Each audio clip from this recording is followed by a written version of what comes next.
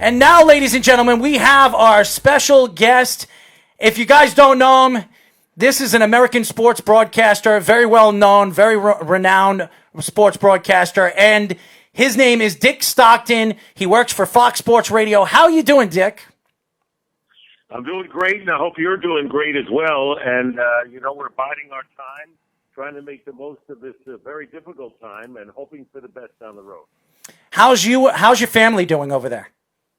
My family's doing great. My wife Jamie and I are having a great time, and we walk, we work out, we go into the pool, and we just have a great attitude about this, which is really important here. And, just hoping that we're coming, closer to the end of this. We can only hope. Here, really. We can only hope, Dick. That's for sure. Well, Dick, I know you're a big football guy. What did you think about Tom Brady signing with the Tampa Bay Buccaneers? Well, I thought it made all the sense in the world for this reason. I thought that Tom Brady felt and he feels that even at age 43, he has, a couple of more years at least left to try to win a championship. And things in New England were really rougher for him last year. His protection wasn't as good. His receivers were younger. They didn't run into the crisp routes that he liked. They dropped the ball a lot. And the Patriots were, kind of leveling off and maybe, coming down a little bit. And so, before he retires, he wanted another chance to maybe win a championship. And I think that's what the deal was. And I don't think a lot of people read things into how much he and Belichick didn't get along. That's hogwash. He and Bill Belichick got along great. Belichick did the right thing because he now has to move on with the Patriots, and Brady does too with the new team, obviously the Bucs. Dick, do you think, moving on to the draft now, do you think there could be any kind of crazy scenarios that could happen in your mind, whether it's a player getting traded, maybe a crazy trade for a quarterback, a crazy trade for somebody like Chase Young? Could you see something drastic in this draft that maybe nobody else is thinking about at the moment? No, I don't. I think, I don't see that. What area are you referring to, by the way? Like the big name quarterbacks, Chase Young, Isaiah Simmons, anyone like that, or even a player. We've seen a lot of players get moved: DeAndre Hopkins, Stephon Diggs, a lot of quarterbacks moving around. Could you see anything like that during the draft where a player possibly gets moved too? I don't know. I think teams are going. Obviously, there's some teams that are going to trade up to try to get maybe a guy that they want, and in exchange, someone may pick up an extra draft pick down the line. But I think they kind of know what they want. I don't think it's going to be any big secret. I think we know that Burrow is going to go to Cincinnati. Young is going to go to Washington. I'd be surprised if that wasn't the case. And then the others will slip down. The one question that I would have is if somebody really likes one of the other two quarterbacks, Tua or Herbert from Oregon, and want to make sure they get him and maybe trade up to get him. That's the only issue that hits me at this point. We are talking to the great Dick Stockton. If you don't know who he is, American sports broadcaster, works for Fox Sports. Now I just want to move on to basketball because I know we want to get this through, and I want to make sure that you get everything. We get all the questions out. Looking at the New York Knicks, and we're out here. We're based out of New York, and really bringing in Leon Rose and where the Knicks are heading.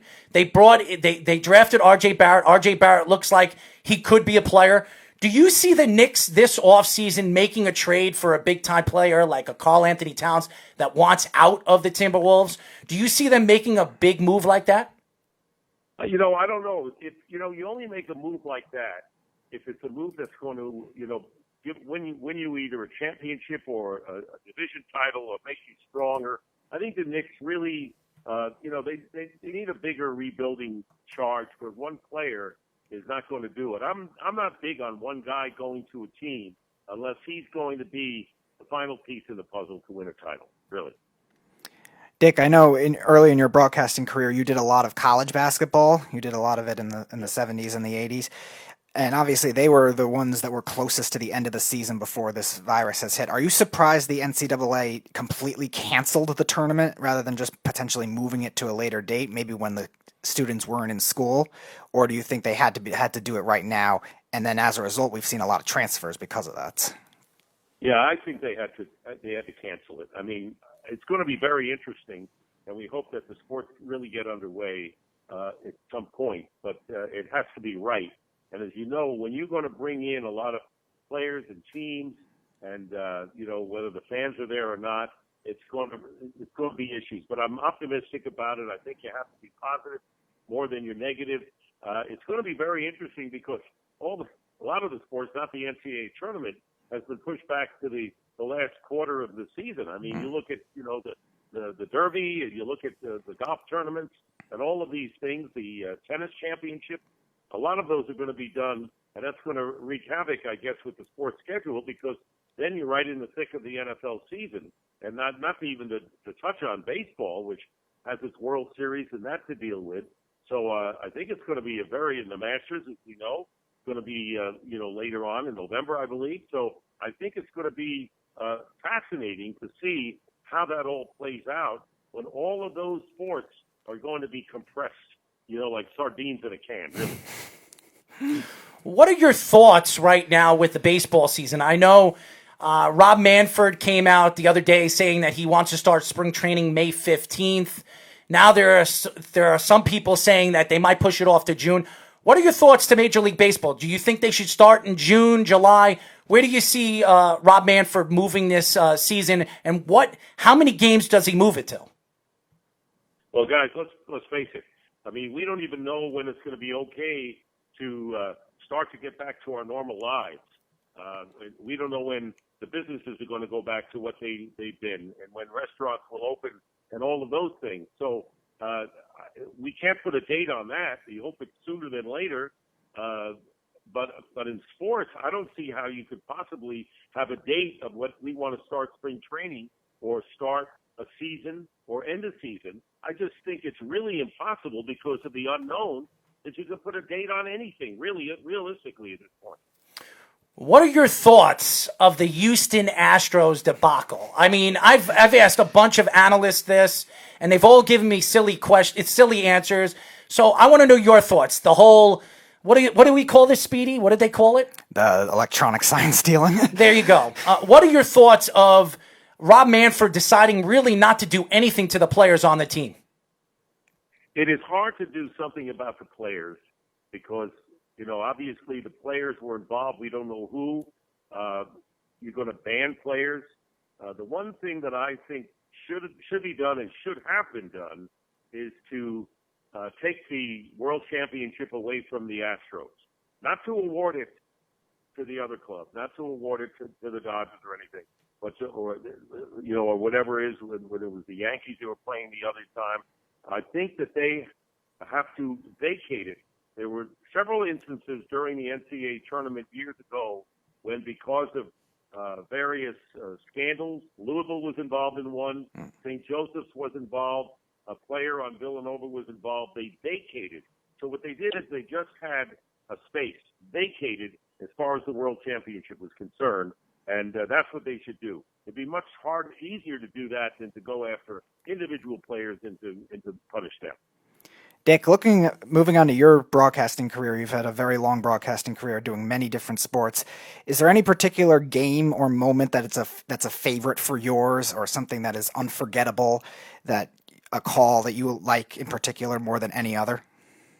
Yeah, without question, it was the sixth game of the 1975 World Series. Wow. When Carlton Fisk hit the home run in the bottom of the 12th inning to give the Red Sox a 7-6 win and extend the World Series against the Reds to a seventh game, and all the dramatics that went with that. And it was one of the most dramatic games of all time as well in the World Series. And all of the antics and the great shot from the left field scoreboard by Harry Coyle, the director, showing Fisk using the body language to will the ball to be fair. I think that call, which I was fortunate enough to be at the right place at the right time for NBC that night, is my number one moment in my career. I've had many of them with the Lakers and Celtics in the 80s, Dan Jansen's big victory in the speed skating in the 1994 Olympics, being the host of the Villanova-Georgetown NCAA championship upset when Villanova beat Georgetown. I remember that. A lot of them there. I remember that. Number one. We are talking to the great Dick Stockton. Dick, I have one more question for you. What are your thoughts? What are your thoughts with the rule changes in both professional sports? You see baseball, they're talking about bringing in electric umpires for the back for calling strikes. I mean, it's absolutely ridiculous.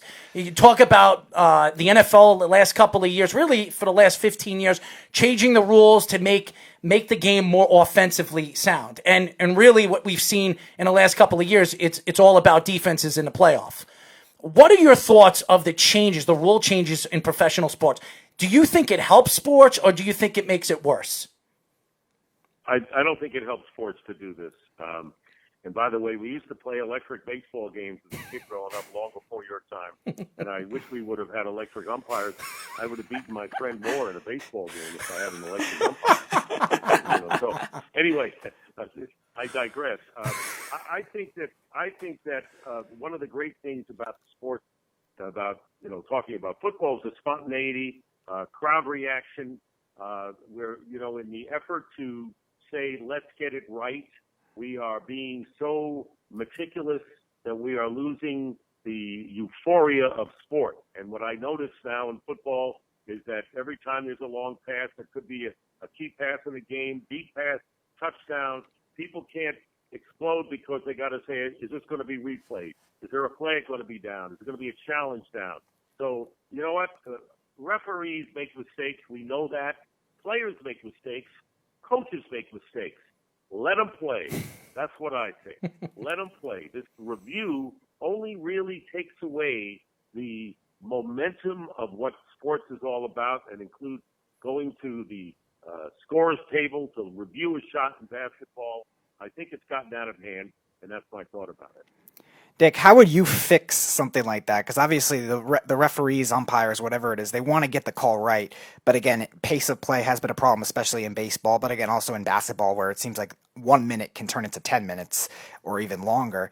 Is there any solution that you think could work to fix something like that, where fans can have a nice happy medium, where they don't have to wait forever, but also they don't get their call right and don't get screwed up like the Saints-Rams NFC Championship game? Well, I think the best thing that is being handled right now, as far as any of these is concerned, is college football. When there'll be a play and the referee says the player's under review, and somebody upstairs or looks at it or whatever, and they say it's confirmed or it's reversed, and it happens pretty fast. But I think anytime you're going to have all the replay, you're going to have a start and stop situation. If you look at old YouTubes of great baseball games played in the 50s and the 60s and so on, and these games were 2 hours and 15 minutes, maybe at the most, or 2:20. What happened is the pitcher would have the ball, the batter would stay in the batter's box, and the next pitch would be coming in. Nobody would be stepping out or stepping off the rubber.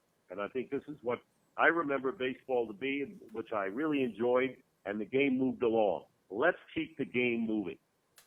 Well, Mr. Stockton, I will tell you this. I heard the New York Knicks are interested in bringing you in as the starting point guard for the organization. So what do you think about that?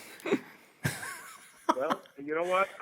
If I could be as good as, the Clyde Frazier and Earl Monroe days, I would take that job. I could win 2 championships, and that's what I would do. Well, I think you're better than Ntilikina. I think you're better than Ntilikina and what's his name? Dennis Smith Jr. Dennis Smith Jr. and everybody else that they have at point guard.